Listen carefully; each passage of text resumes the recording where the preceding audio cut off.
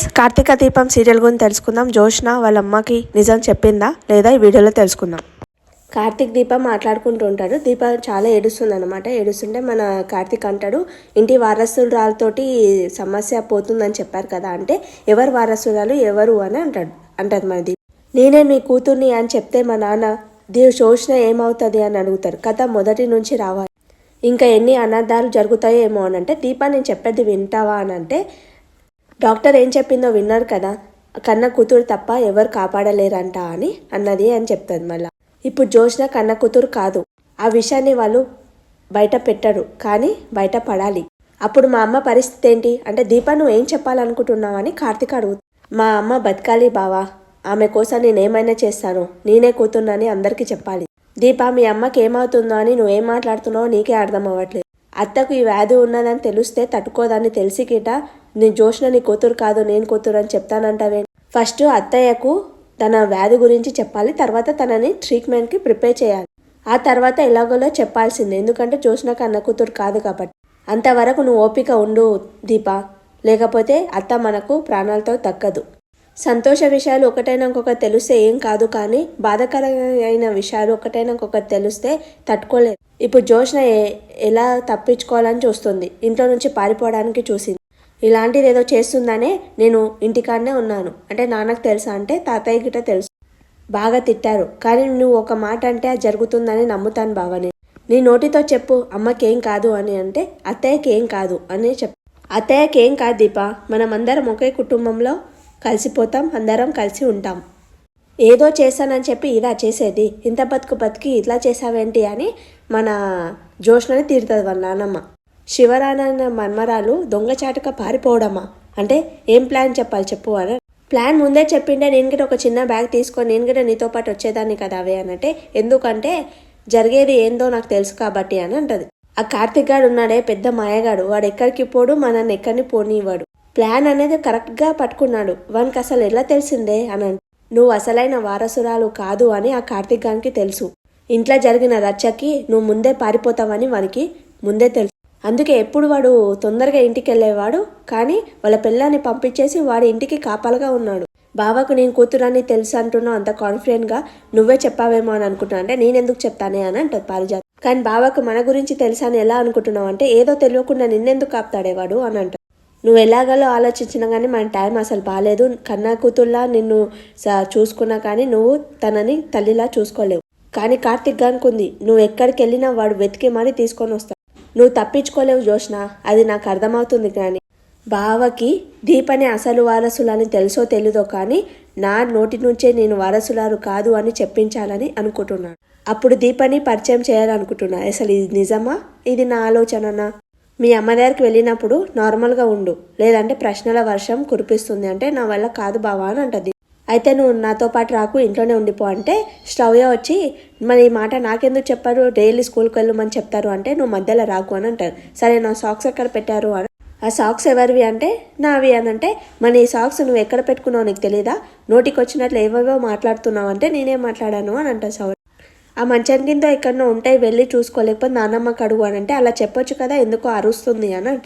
ఏంటి అలా అరుస్తున్నావు, మళ్ళీ ఎందుకు బావా నన్ను ఇంట్లో ఉండమంటున్నావు అంటే నీ గురించే చెప్తున్నాను, నీకు బాధ అయినా సంతోషమైనా దిగులైనా అవి నీ ఫేస్ మీద అలానే కనిపిస్తాయి, నేను జాగ్రత్త ఉంటాలే బావా. మా అమ్మకి అంత కష్టం వచ్చిందని తెలుసుకోగానే చాలా బాధేస్తుంది బావా అని అంటే సౌర్య వచ్చి మీ అమ్మ ఎవరు, మీ అమ్మకి ఏమైంది, మా మాటలు వెనక నుంచి వింటున్నావా అని అంటే నేనేం వెనక నుంచి వినలేను, ముందు నుంచే వినిపించాయి నాకు, అయినా నీకు అమ్మ లేదు కదా. శాంతం మధ్యలో శాంతం అని అంటది. సరే మనం బయలుదేరదామని అంటే నేను కూడా వస్తాను అని కార్తిక్ వాళ్ళ అమ్మ అంటది. తర్వాత కార్తిక్ వచ్చి ఇప్పుడే దీప వస్తానని చెప్పింది, మళ్ళీ నేనే వద్దంటున్నాను, ఎందుకోసం అంటే ఫేస్లో కనిపిస్తుంది కదా బాధపడడం, మళ్ళీ అత్తయ్య ఏమైంది నన్ను ఎందుకు అంత జాలిగా చూస్తున్నారని అడుగుతుంది కదా, నేనేం చేయాలో ఎలా మాట్లాడాలో నువ్వు నాకు చెప్తున్నావా, నాకు నేర్పిస్తున్నావా నువ్వు అని అంటది వాళ్ళ అమ్మ. అది కాదమ్మా అని అంటే, ఆమె తనకు నీకు అత్త కాకముందే నాకు వదిన అని చెప్పడం కంటే తను నా ఆత్మీయురాలు, నా స్నేహితురాలు, అత్త కష్టం వచ్చిందని మన అందరికీ తెలుసు, కానీ అత్తయ్యకి తెలియదు కదా, అదే నా బాధ. అత్తయ్య క్యాన్సర్ అని తెలిస్తే అత్తయ్య తట్టుకోగలదా, అందుకోసమని అందరం జాగ్రత్తగా ఉంటున్నాం. పొరపాటుగా నువ్వు ఏదైనా నోరు జారుతావేమని నా భయం. సరేనా నేను నోరు జారను అని అంటే సరే పద వెళ్దామని. సరే మీరిద్దరు క్యాబ్లో రాండి, నేను క్యాబ్ బుక్ చేస్తానని కార్తిక్ అంటాడు. అంటే అవసరం లేదు అని అంటది వాళ్ళమ్మ. అంటే అత్తయ్య క్యాబ్ మీతో వస్తానని అనలేదు అని అనేసరికి వాళ్ళ నాన్న వస్తారనమాట. నువ్వు రెడీ అయ్యావా అని అడుగుతాడు ఆమె. నేను మా నాన్నింటికి వెళ్ళాలి, మీరు ఇంటికి వస్తారా, నన్ను మా నాన్నింటికి తీసుకెళ్ళాలి అని మెసేజ్ పెడుతుంది వాళ్ళ అమ్మ. రెక్కలు కట్టుకొని నేను వచ్చాను మీ అమ్మ కోసం అని అంటాడు వాళ్ళ నాన్న. అంటే పెద్ద ప్లానింగే వేశారు అని అంటాడు కార్తీక్. పదండి మాస్టారు అని అంటాడు కార్తీక్. అంటే మాస్టర్ ఏంట్రా అని అంటే మళ్ళీ ఏమంటే పిలువంటావు అని చెప్పమ్మా అని అంటాడు. అంటే సరే నీ ఇష్టం వచ్చింది పిలుచుకో వెళ్ళు అని అంటాడు. మీరు కారులో దీపని ఇంకా అమ్మని తీసుకురండి, నేను బైక్ మీద మిమ్మల్ని ఫాలో అవుతానంటే సరే వీళ్ళిద్దరిని దించేసి నాకు పని ఉంది ఆఫీస్కి వెళ్ళిపోతాను అని అంటాడు వాళ్ళ. ఇంత బిజీ షెడ్యూల్ గిట్ట భార్యకు టైం ఇచ్చేవాళ్ళు చాలా తక్కువ ఉంటారు. కానీ ఏమంటావు దీప అని అంటే అవును అని. ఇంత బ్యాడ్ డేస్లో గిట్ట నువ్వు ఇంత మంచిగా ఎలా మాట్లాడుతున్నావు బావా అని అంటావా అని అంటాడు. కష్టాలని బాధలని సాగిల పడొద్దు, తలెత్తుకోవాలి అని. మీ అమ్మకి ఏం కాదు ఓకేనా. జోష్న ఇంకా వాళ్ళ గ్రాని కూర్చొని టీ తాగుతుంటారు. టీ తాగుతుంటే మన జోష్నకు టెన్షన్ అవుతుంటారన్నమాట. ఎన్ని ప్లాన్ వేసినా అసలు వర్కౌట్ అవ్వట్లేదు కానీ ఏం చేయాలో అర్థం అవ్వట్లేదు. అంటే సరే మళ్ళీ పారిపో అని అంటుంది. పారిపోతే ప్రాబ్లం సాల్వ్ అవుతుందని అది నా బుద్ధి లేని ఆలోచన. అంటే ఆ విషయం నీకు ఇప్పుడు అర్థమైందన్నమాట అని పారిజాతం. రూల్స్ ఫాలో అవడం చాలా కష్టం కానీ బ్రేక్ చేయడం 1 నిమిషం కాదు.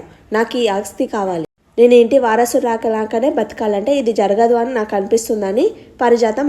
శివరానాయణ వాళ్ళ మన్మరాలు కాదు అని తెలియకుండా ఉండాలంటే నేను ఒక పని చేయాలంటే ఏం చేస్తావని అంటే మా అమ్మకు నిజం చెప్పేయాలి. ఏమని చెప్తావనంటే అమ్మ నీకు బ్లడ్ క్యాన్సర్ వచ్చిందమ్మా, నువ్వు ఎన్నో రోజులు బతకవు అని చెప్తాను. అలా చెప్తే సుమిత్ర చచ్చిపోతుంది అని అంటే మనం సేఫ్గా ఉంటాం కదా గ్రాని అని అంటే కొడతావు చెంప మీద పట్టుమని నువ్వెవరు చావుని కోరుకుంటున్నావు తెలుసా అనంటే నేను కూతుర్ని కాదు అని బయటపడితే ఏమవుతుందో తెలుసా నీకు అని. అలా అని ప్రాణాలు తీస్తావా, నువ్వెన్ని ప్రాణాలు తీసావు, పాపమే.